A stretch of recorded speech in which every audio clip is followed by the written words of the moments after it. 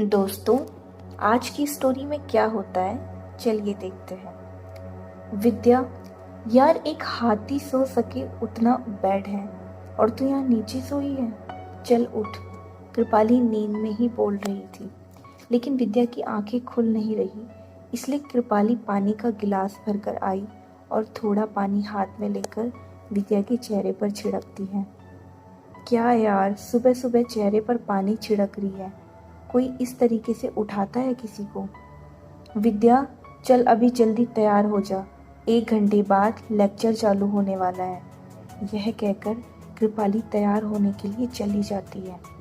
वो सबसे पहले स्नान करके आती है, इसीलिए उसके केश खुले हुए थे।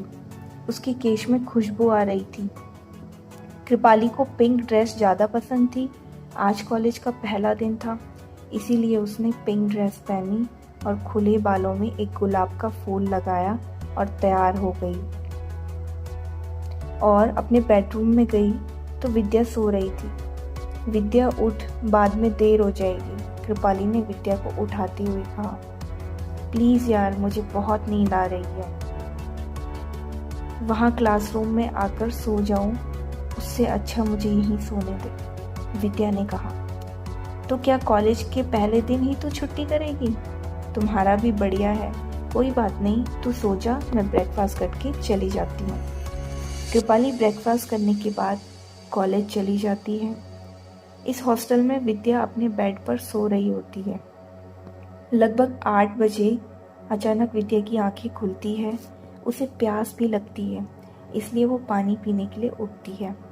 तभी उसकी नज़र दरवाजे की ओर जाती है और खिड़की की ओर। अरे यार, कृपाली ने खिड़की और दरवाजे दोनों ही खुले छोड़ दिए। विद्या दरवाजे और खिड़की दोनों बंद कर देती है और पानी पीकर वापस सो जाती है।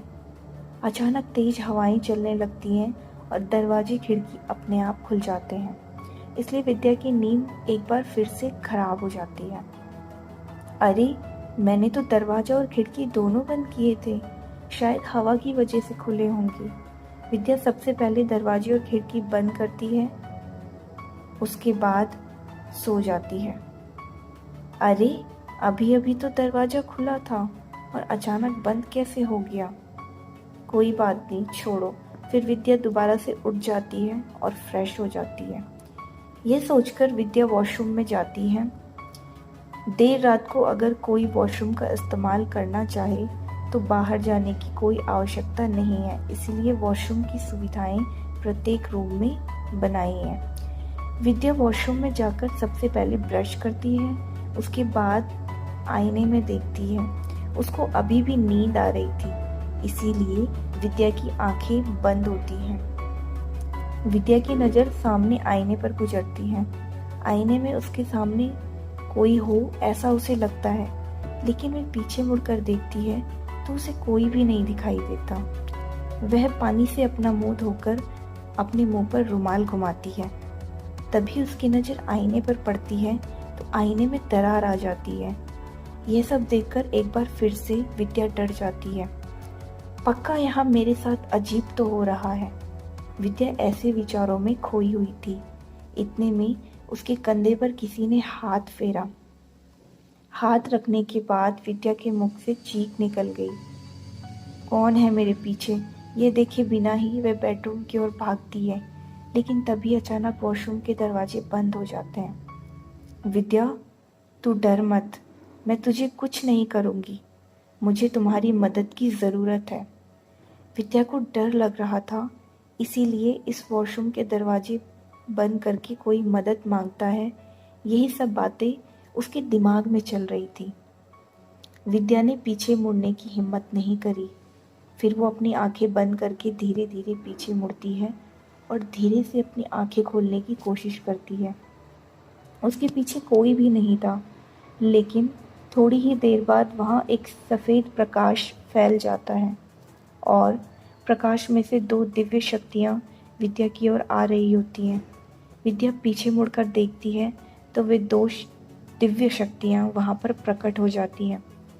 विद्या उनको देखकर बहुत ही डर जाती है क्योंकि उनके पास अपना शरीर नहीं होता, लेकिन वे सिर्फ कल्पना के समान थे। शरीर उनके पास नहीं था, इसीलिए अपनी इच्छा अनुसार वे विद्या के सामने प्रकट हो सके। विद्या के अलावा उन्हें कोई भी नहीं देख सकता था। वे दोनों जैसे विद्या के नजदीक जाते हैं, विद्या के दिल की धड़कनें और बढ़ जाती हैं। एक साथ दो दो धड़कनें उसे सुनाई देती हैं। विद्या सोचती है कि अब मैं क्या करूं? तभी दिव्य शक्तियां विद्या के सामने आती हैं और विद्या के पसीने छूटने लगते हैं। कौन हो आप? मुझे बाहर जाने दो, विद्या ने डरते हुए बोला। विद्या, हम तुम्हें कोई भी नुकसान नहीं पहुंचाएंगे। हमें तुम्हारी डर की कोई ज़रूरत नहीं है। हमें तुम्हारी मदद की ज़रूरत है। प्लीज़ तुम डरो मत, एक दिव्य शक्ति ने कहा। मुझे किसी की कोई मदद नहीं करनी, मुझे यहाँ से जाने दो, विद्या ने डरते हुए कहा। विद्या, तुम एक बार हमारी बात सुनो, हमें तुम्हारी मदद की ज़रूरत है। मैंने कहा ना, मुझे किसी की मदद नहीं करनी। और आप हो कौन? इस तरह वे लोग एक धुएं की तरह विद्या के सामने थे। विद्या, हम दोनों एक दूसरे को बहुत प्यार करते थे, लेकिन हमारे प्यार को किसी की नज़र लग गई। यह कहकर दोनों दिव्य शक्तियों ने एक दूसरे को देखा, एक दूसरे की आंखों में आंखें डालकर, और एक दूसरे के हाथ उन्होंने पकड़ लिए। फिर उन्होंने एक दूसरे के होठों को स्पर्श किया। विद्या यह सब देखकर बहुत ही ज़्यादा अचंभित थी, जिससे विद्या को डर लग रहा था। और दोनों दिव्य शक्तियों को ऐसे अपने सामने देखकर वे बहुत डरी हुई थी। उसने उनसे नज़र चुराकर चुपके से दरवाज़ा खोला और बाहर चली गई। उधर इस कॉलेज में पहले लेक्चर में कृपाली को सब कुछ नया लग रहा था। उसने अपनी नज़र चारों ओर घुमाई, अपनी क्लास की चारों दीवारों को देखा। फिर उसने वहाँ पर छात्र और छात्राओं को देखा। हेलो, मेरा नाम कृपाली है। इस कॉलेज में मैं नई हूँ। क्या मैं आपके बाजू में बैठ सकती हूँ? कृपाली ने एक लड़की से बोला। जी हाँ, मेरा नाम दिव्या है। लेक्चर शुरू होता है। फिर कृपाली का ध्यान इधर उधर भटकता है। क्योंकि वह नई थी तो वह इधर उधर अपनी नज़र घुमाती है। फिर उसकी नज़र आशीष पर पड़ती है। विनय की मौत के बाद आशीष बहुत ही सदमे में था। बाकी किसी को कोई फर्क नहीं पड़ता था। विद्या का ध्यान इधर उधर होने के कारण उसके टीचर ने उसे बोला, आपका ध्यान कहाँ है? विद्या ने डरते हुए बोला, सर आज मेरा पहला दिन है, इसीलिए। इधर कॉलेज के प्रिंसिपल और पियून को रणवीर सिंह एक अंधेरे कमरे में ले जाते हैं। बल्ब के नीचे थोड़ी जगह में उजाला था और पूरे कमरे में अंधेरा था। सबसे पहले रणवीर सिंह प्रिंसिपल को इस कमरे की हवा खिलाने के लिए बुलाते हैं। प्रिंसिपल, जब मैं आपसे कॉलेज में तहकीकात कर रहा था तो आपकी आवाज़ हकला रही थी। तब से मुझे आप पर शक हुआ, इसीलिए आप अपने तरीके से सच्चाई बताएं। शायद उसी में आपका फ़ायदा है। लेकिन सर, मैंने कॉलेज में जो कुछ भी कहा वह सच कहा, और विनय मेरे कॉलेज का छात्र है, लेकिन मैं उसका खून क्यों करूँगा? प्रिंसिपल ने इतना बोला। अचानक रणवीर सिंह ने उसे रोका। लेकिन मैंने यह नहीं कहा कि तुमने उसका खून किया है। मैंने सिर्फ सच्चाई बताने को कहा है। आप खुद ही इस केस में फंसे जा रहे हो। रणवीर सिंह के यह शब्द सुनकर प्रिंसिपल के चेहरे पर पसीना छूट गया और वो मैं क्या कहूँ इस सोच में पड़ जाते हैं। तो दोस्तों, इसकी आगे की कहानी मैं आपको कल सुनाऊंगी। और भी जानने के लिए हमारे चैनल पर बने रहें। धन्यवाद।